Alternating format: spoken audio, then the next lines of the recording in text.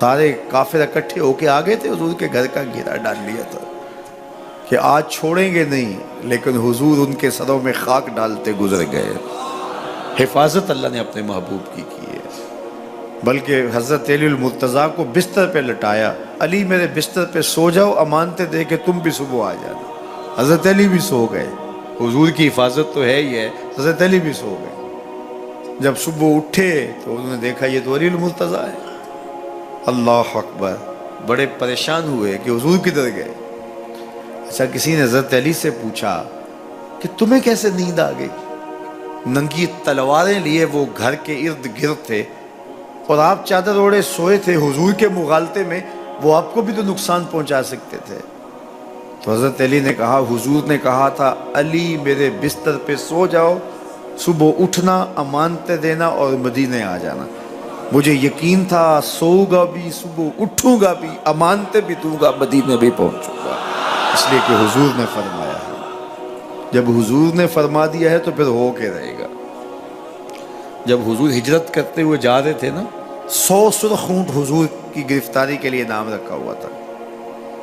سراقہ بن مالک یہ حضور کو گرفتار کرنے کے لیے آگے بڑھا اور اس کی لالچ یہ تھی کہ اتنا بڑا انعام ہے، مجھے مل جائے گا، لیکن اس کی سواری گھٹنوں تک دنس جاتی ہے، معذرت کرتا ہے، پھر ارادہ بدلتا ہے، پھر یہی ہوتا ہے۔ تیسری مرتبہ بھی جب ایسا ہوا تو سمجھ گیا کہ یہ تو میرے بس کا روگ نہیں ہے۔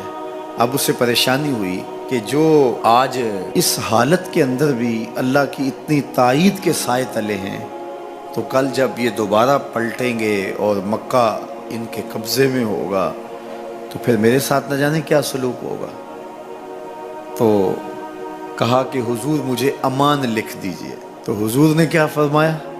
سراقہ تو مجھے گرفتار کرنا چاہ رہا ہے، میں تیرے ہاتھ میں کسریٰ کے کنگن دیکھ رہا، میں تیرے ہاتھ میں کسریٰ کے، اس وقت کی سپر طاقت تھی کسریٰ، تو فرمایا میں تیرے ہاتھوں میں کسریٰ کے کنگن دیکھ رہا ہوں۔ تو حضور سے انہوں نے باقاعدہ امان لکھوا لی۔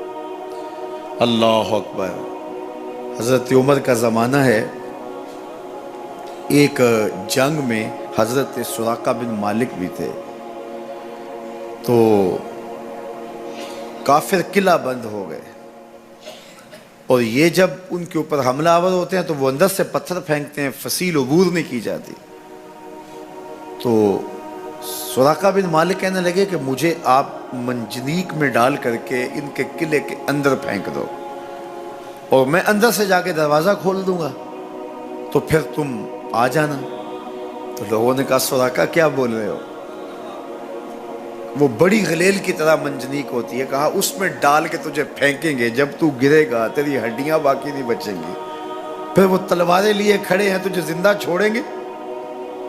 تو حضرت سراقہ نے کہا مجھے کچھ نہیں ہوگا، اس لیے کہ حضور نے کہا تھا تیرے ہاتھوں میں کسریٰ کے کنگن دیکھ رہا ہوں، ابھی تک کنگن نہیں آئے، جب تک کنگن نہیں آتے موت آ ہی نہیں سکتی ہے۔ یہ یقین تھا ان کا، یہ اذعان تھا ان کا۔ تو حضور کی حفاظت اللہ نے اپنے ذمہ کرم پہ لی ہے۔ سوال یہ ہے کہ باقی بھی اللہ کے سچے نبی ہیں، ان کی حفاظت اللہ نے اپنے ذمہ کرم پہ کیوں نہیں لی اور حضور کی حفاظت اپنے ذمہ کرم پہ کیوں لی؟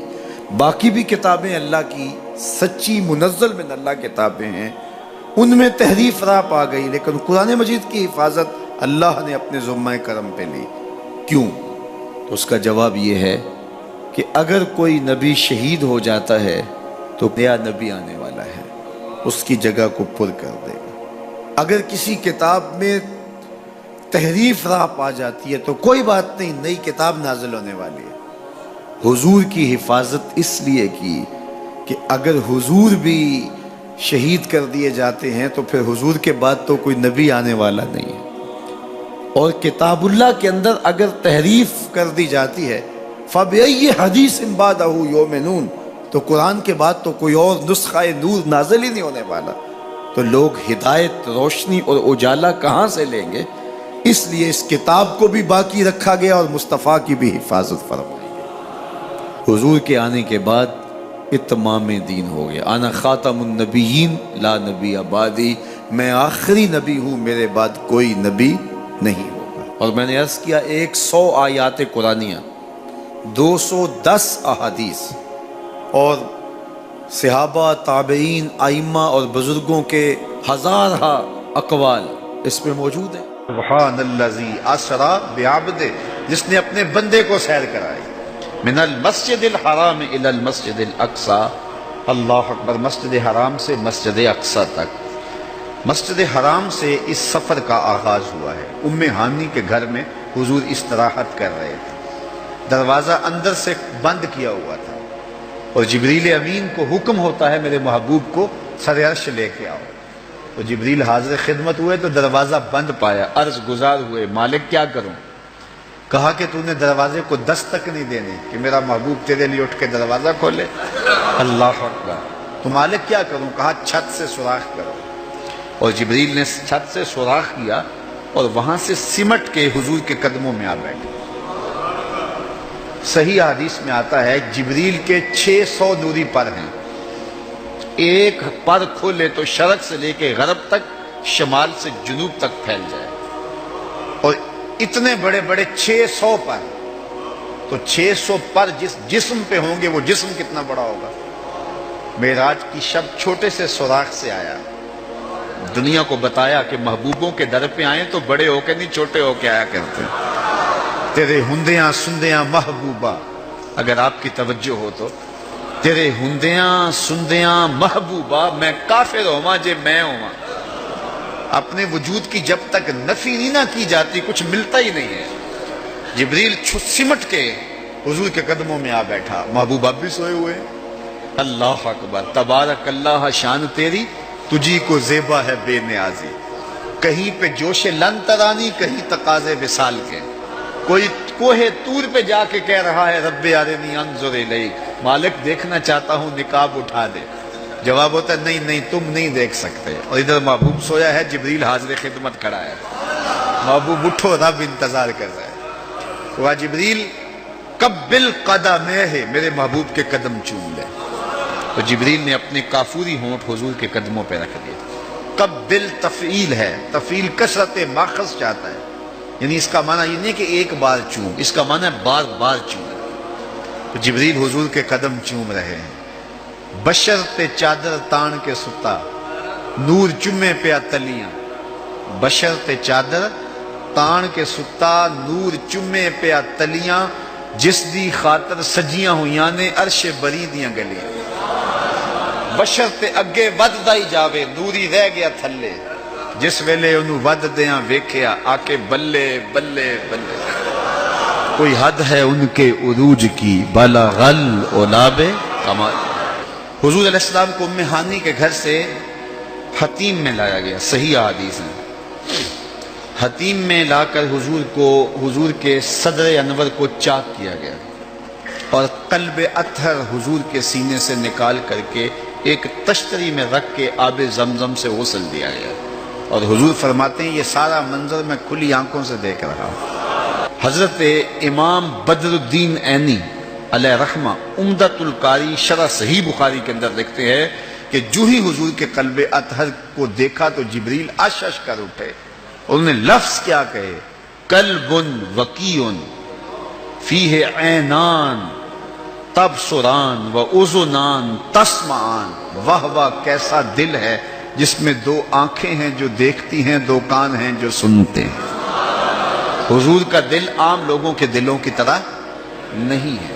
اعلیٰ حضرت نے جو قصیدہ سلامیہ لکھا ہے، جو عموماً مساجد میں نماز جمعہ کے بعد پڑھا جاتا ہے، تو اس میں آپ نے ایک تو حضور کے معجزات کا ذکر کیا ہے اور دوسرا اس قصیدہ سلامیہ میں حضور کے ایک ایک عضو بدن پہ سلام پڑھا ہے.